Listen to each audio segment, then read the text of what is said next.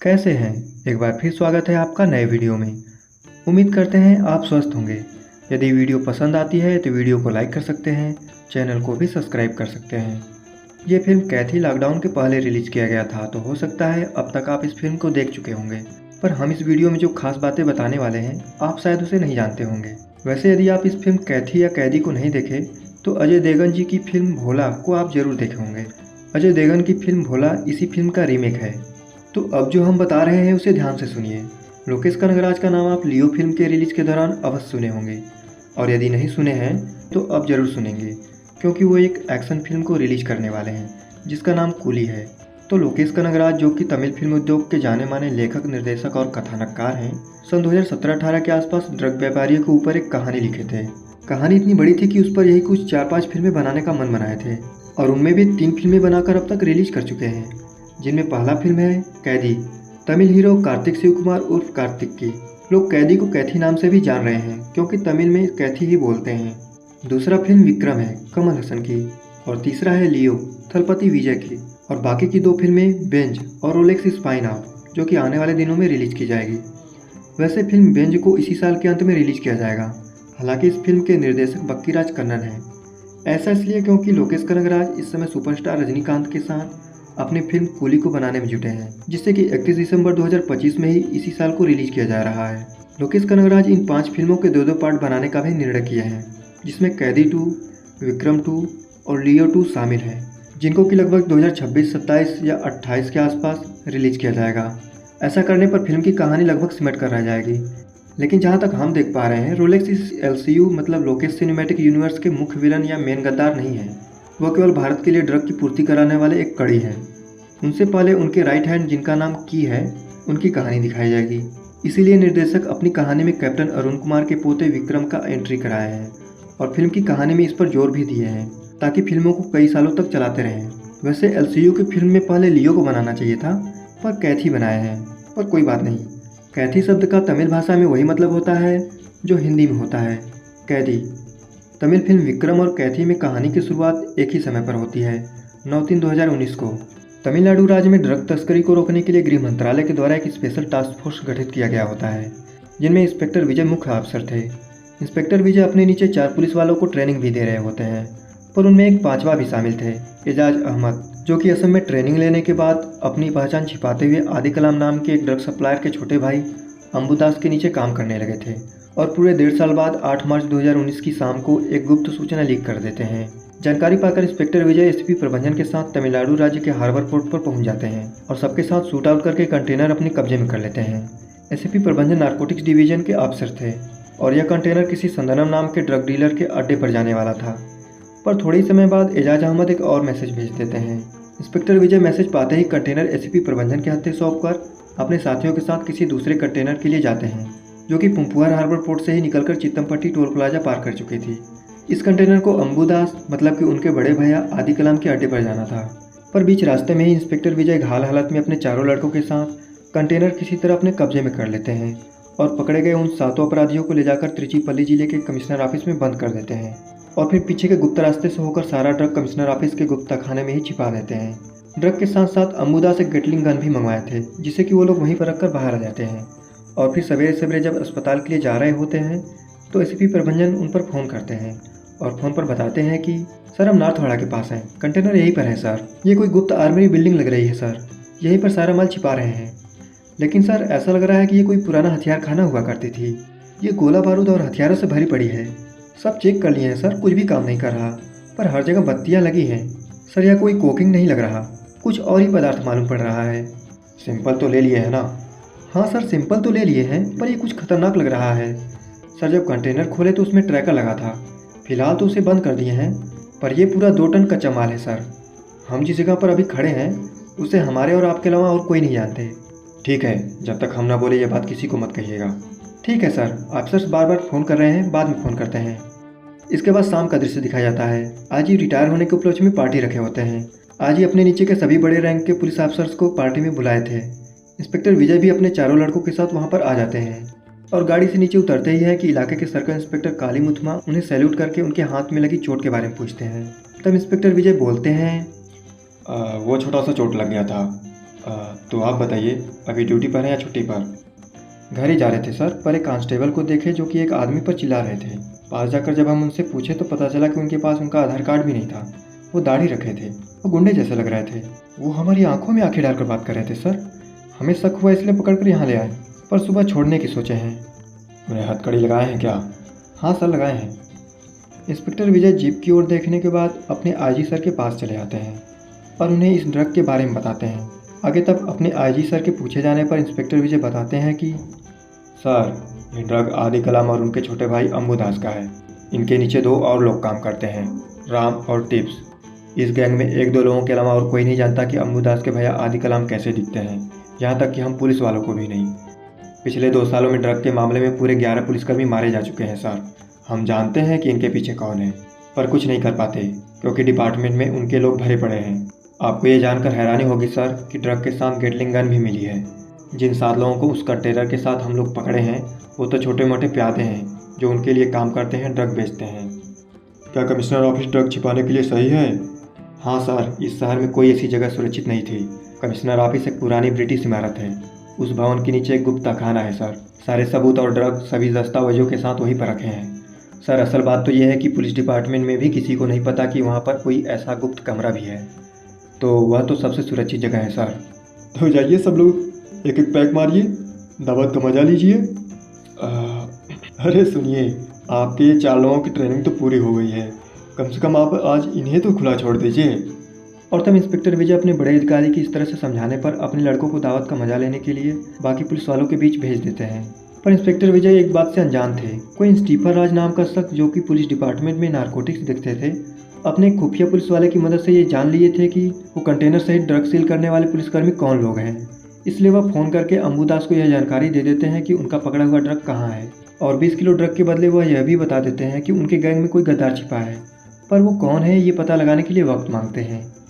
इस तरह की सूचना देने के बाद स्टीफन राज अपने एक वफादार जो कि आईजी के गेस्ट हाउस पर दावत में ही शामिल थे, उनके पास रोहिपनाल नाम की एक बेहोशी की दवा भिजवाते हैं। बेहोशी की दवा पाते ही पलपंडी नाम का वह पुलिस वाला चोरी छिपे रोहिपनाल को सभी शराब की बोतलों में मिला देते हैं। शराब पीने के दौरान एकाएक पुलिस वाले गिरने लगते हैं। कुछ लोग जमीन पर ही गिर जाते हैं तो कुछ लोग जलाशय में। इंस्पेक्टर विजय दवा खाए थे इसलिए शराब नहीं पिए थे, और यही कारण था कि वह बैठकर संपत उर्फ एजाज अहमद की आई हुई गुप्त सूचना पढ़ रहे थे। मोबाइल में सूचना देखने के दौरान ही उनके साथी जोसेफ चिल्लाते हैं। आवाज़ सुनकर इंस्पेक्टर विजय दौड़कर उनके पास जाते हैं और उन्हें संभालते हैं, और उन्हें संभाल ही रहे होते हैं कि तभी खाना बनाने वाले जोर से आवाज़ देकर इंस्पेक्टर विजय को अपने पास बुलाते हैं।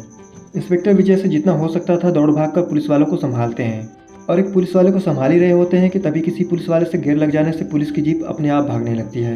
इंस्पेक्टर विजय दौड़ भागकर किसी तरह पुलिस की जीप रोक लेते हैं। तभी वो खाना बनाने वाले चिल्लाकर बताते हैं कि आजी साहब बेहोश हो गए हैं। ये सुनते ही इंस्पेक्टर विजय दौड़कर उनके पास जाते हैं और उनकी तबीयत के बारे में पूछकर रेलवे पुलिस या BBCID को सूचित करने को कहते हैं, पर आजी शराब की वजह से पुलिस डिपार्टमेंट की बदनामी होगी ऐसा बोलकर मना कर देते हैं। आजी की ये बात सुनकर इंस्पेक्टर विजय बाहर जाते हैं और खाना बनाने वालों से मेज पर रखी खाना और सारे शराब की बोतलों को फेंकने को कहते हैं, और उन सभी से ऐसा कहकर जीप की ओर चलने लगते हैं। क्योंकि सभी पुलिस वालों को एक साथ अस्पताल ले जाना था, इसलिए उन्हें कुछ भी सूझ नहीं रहा था। तभी उन्हें बगल में ही एक ट्रक दिखाई पड़ती है। ट्रक उन खाना बनाने वालों की थी, क्योंकि ट्रक चालक भी शराब पिए थे, इस वजह से वह भी बेहोश हो चुके थे। ये बात जानकर वह उन तीनों लोगों को जो कि उन्हीं के पास खड़े थे, ट्रक चलाना जानते हैं क्या, उनसे ऐसा पूछते हैं, पर तीनों लोग बारी बारी से मना कर देते हैं। और तब उनके कहने पर कामाची नाम का एक लड़का आसपास किसी ड्राइवर को ढूंढने जाते हैं। उन्हें ड्राइवर ढूंढने को बोलकर इंस्पेक्टर विजय अंदर घर की ओर चलने लगते हैं, पर थोड़े ही समय में कामाची आवाज़ देकर बताते हैं कि उधर आसपास कोई ड्राइवर नहीं है सर।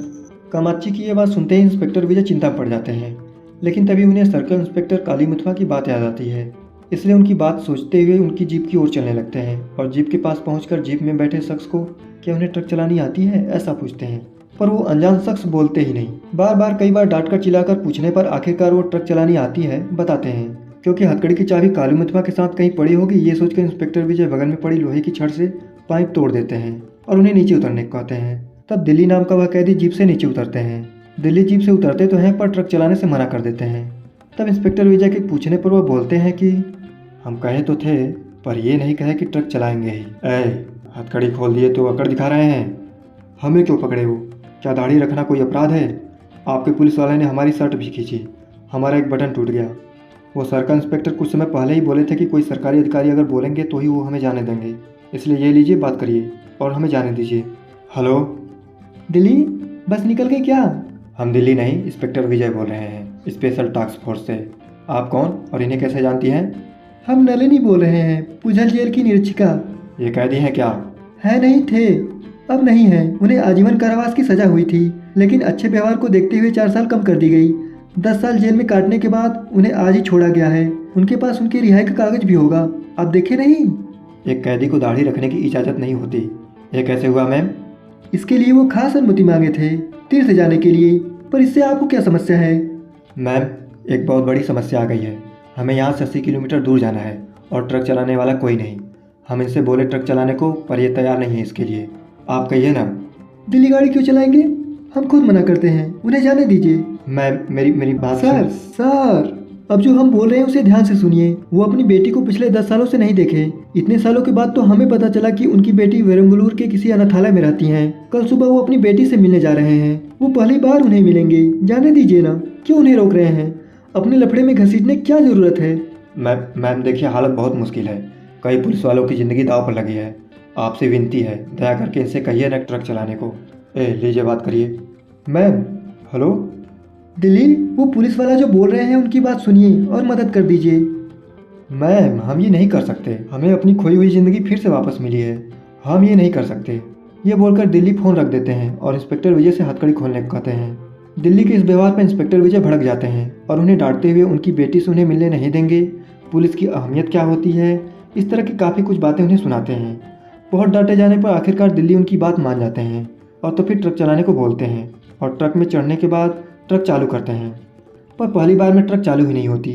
ये देखकर इंस्पेक्टर विजय उन्हें डांटने लगते हैं और बोलते हैं, ट्रक चलानी आती भी है या नहीं? पर दिल्ली उन्हें नज़रअंदाज करते हुए दोबारा कोशिश करते हैं और ट्रक चालू करके थोड़ी दूर सड़क की तरफ ले जाकर घुमाकर वापस आते हैं और इंस्पेक्टर विजय के सामने आकर ब्रेक मारते हैं। इंस्पेक्टर विजय डर कर पीछे हट जाते हैं। तब दिल्ली नीचे उतरकर उनसे बोलते हैं, सर इसका ब्रेक ठीक नहीं है, चारों चक्के हिल रहे हैं और गियर भी जाम है, पता नहीं 80 किलोमीटर जा पाएगी भी या नहीं। सर, मेरी ये ट्रक एकदम चकाचक है। इसका हार्ट, किडनी, लीवर सब फिट है। इनको ट्रक चलाने ही नहीं आती। इनको ट्रक देना खतरे से खाली नहीं है। आप कौन हैं? सर, इस ट्रक के माई बाप हम ही हैं। इस ट्रक को अंदर से बाहर से अच्छी तरह से जानते हैं। ठीक है, बकवास मत कीजिए। जैसा कहा जा रहा है वैसा कीजिए। आप सब लोग सारे पुलिस ऑफिसर्स को ट्रक में डाल दीजिए। और हाँ, ध्यान रहे, कुछ भी हो जाए किसी को भी पता न चले कि यहाँ क्या हुआ था। लेकिन अगर आप लोगों ने ऐसा किया तो पूरे परिवार वालों को अंदर डाल देंगे, समझ गए ना? अब जाइए। दिल्ली वहाँ से चलकर जलाशय की दूसरी ओर आ जाते हैं और पीने के लिए कुछ ढूंढने लगते हैं। जग उठाकर पानी पीते पर अचानक उन्हें बड़ी से बर्तन से भाप निकलता हुआ दिखाई पड़ता है। तब वह बाल्टी भर के बिरयानी निकालते हैं और उसी के ढक्कन पर लेकर खाने लगते हैं। इधर इंस्पेक्टर विजय अपने किसी अमूधन नाम के सरकारी डॉक्टर से फ़ोन पर बात करते हैं और पुलिस वालों के साथ क्या क्या हुआ था ये सब बातें विस्तार में बताते हैं। लक्षण पता होने पर डॉक्टर अमूधन उन्हें 5-6 घंटे के भीतर सभी पुलिस वालों को उनके पास लाने को कहते हैं। इधर सभी खाना बनाने वाले एक एक करके पुलिस वालों को उठाकर ट्रक में डालने में परेशान रहते हैं। उधर दिल्ली बिरयानी खाने में मस्त रहते हैं और जब दिल्ली बिरयानी खा रहे होते हैं तो उसी दौरान इंस्पेक्टर विजय कमिश्नर ऑफिस में फ़ोन करते हैं और वेंकट नाम के हेड कांस्टेबल से बात करते हैं और बात करते हुए बोलते हैं, हेलो, एक बात बताइए, कमिश्नर ऑफिस में अभी आप कितने लोग हैं? हम हैं और 3 कांस्टेबल हैं नाइट ड्यूटी वाले, बाकी ऑफिस के सारे लोग जा चुके हैं। ठीक है, जेल में बंद कैदियों के अलावा और भी कोई है क्या वहाँ? सर, आप पीकर गाड़ी चलाने के मामले में पकड़े गए 4 छात्र हैं सर। ठीक है, अगल बगल के पुलिस स्टेशन में फ़ोन करके ज़्यादा से ज़्यादा पुलिस वालों को अपने यहाँ बुला लीजिए। हम बस पहुँचने ही वाले हैं और हमारी बात ध्यान से सुनिए। सबको अंदर लेने के बाद सारे खिड़की और दरवाजे बंद कर लीजिएगा, समझ गए? समझ गए सर, लेकिन दरवाजे क्यों बंद करना है सर? सवाल नहीं, जैसा बोल रहे हैं वैसा कीजिए। जल्दी फ़ोन कर दीजिए, ठीक है? इंस्पेक्टर विजय के ऐसा कहने पर सभी कांस्टेबल आसपास के पुलिस स्टेशनों में फ़ोन करते हैं और फ़ोन करके सभी पुलिस वालों को कमिश्नर ऑफिस आने को कहते हैं। लेकिन सभी थानों के इंस्पेक्टर आईजी गेस्ट हाउस गए हुए थे, जो कि इस समय बेहोश थे, इसलिए बगैर इजाज़त के वो लोग वहां आने से मना कर देते हैं। बड़े पद के पुलिस अधिकारी अपने पुलिस स्टेशन में नहीं है। उन लोगों की ये बातें सुनकर कमिश्नर ऑफिस के कांस्टेबल, हेड कांस्टेबल आपस में सलाह मशवरा करने लगते हैं और किसी पुरानी घटना के बारे में बातचीत करते हुए कमिश्नर ऑफिस के ऊपर बड़ी संकट आने वाली है, इस तरह का विचार करके चुपचाप किसी से बगैर कुछ कहे वहाँ से बारी बारी से निकल जाते हैं। इधर इंस्पेक्टर विजय आईजी गेस्ट हाउस से दिल्ली के साथ ट्रक लेकर चल देते हैं और थोड़ी ही दूर आगे जाते हैं कि पुलपंडी नाम का वह पुलिसकर्मी जाग जाते हैं, जो कि शराब में बेहोशी की दवा मिलाए थे, और जागने के बाद सीधा स्टीफन राज को फ़ोन करते हैं। फ़ोन करके वह बताते हैं कि सर, कोई आदमी सभी पुलिस वालों को ट्रक में लादकर कहीं ले जा रहे हैं। अच्छा ठीक है, हम टिप्स का नंबर भेज रहे हैं, उनसे बात कर लीजिए। ये बोलकर स्टीफन राज फ़ोन रख देते हैं। तभी इंस्पेक्टर विजय थाने में दोबारा फ़ोन करते हैं और बोलते हैं, हेलो शिंदे, सभी थानों को सूचित कर दिए? लेकिन फ़ोन नेपोलियन उठाते हैं, इसलिए वह पूछते हैं, आप कौन बोल रहे हैं? ओए, हम इंस्पेक्टर विजय बोल रहे हैं, स्पेशल टास्क फोर्स से। एस सर हम पुलिस थाने में अकेले हैं, यहाँ कोई पुलिस वाला नहीं, हेड कांस्टेबल भी नहीं। वहाँ कोई पुलिस वाला नहीं? हाँ सर। क्या हो रहा है वहाँ? आप कौन हैं? हमारा नाम नेपोलियन है सर, तिरुनेलवेली से आज ही ट्रांसफ़र होकर आए हैं। हम अभी तक ड्यूटी ज्वाइन नहीं किए हैं सर। नेपोलियन, आप कितने साल के हैं? सर हम अगले महीने पूरे 55 साल के हो जाएंगे सर। ठीक है नेपोलियन, हम आपको इसी वक्त ड्यूटी ज्वाइन करवा रहे हैं, ठीक है? हम समझे नहीं सर। नेपोलियन जी, इसी वक्त से आपकी पोस्टिंग कमिश्नर ऑफिस में की जा रही है। अब आप ड्यूटी पर हैं, ठीक है? Yes sir. अभी एक इमरजेंसी है, हम 2 घंटे में वहाँ पहुँच रहे हैं। तब तक ध्यान रहे कोई भी कमिश्नर ऑफिस में ना आ सके, ठीक है? सारे खिड़की और दरवाजे बंद कर दीजिए। ठीक है सर। जल्दी कीजिए, फ़ोन रखिए और जल्दी से बंद कर दीजिए। ये सुनते ही नेपोलियन चाबी लेते हैं, फिर दौड़कर परिसर के मुख्य द्वार पर ताला लगा देते हैं और अंदर आकर ऑफिस का दरवाजा और खिड़की बंद करने लगते हैं। खिड़की और दरवाजा बंद करने के दौरान इंस्पेक्टर विजय दोबारा फ़ोन करते हैं और पूछते हैं, क्या हुआ नेपोलियन? सर हम सारे खिड़की और दरवाजे बंद कर दिए हैं सर। हम ये मेन दरवाजा भी बंद कर दिए हैं, पर उसे मजबूती देने के लिए अंदर से सहारा देना होगा सर। तो फिर कीजिए ना, हम रास्ते में ही हैं। ये सारा काम हम अकेले नहीं कर सकते सर। सर आपने सारे खिड़की और दरवाजे क्यों बंद कर दिए? पहले हम लोगों को जाने दीजिए। थोड़ा चुप रहिए। हाँ सर। वो कौन है? ये लड़की अपने कॉलेज के दोस्तों को छुड़ाने आई थी, हम इन लोगों को जाने दें सर? नहीं, किसी को जाने मत दीजिए।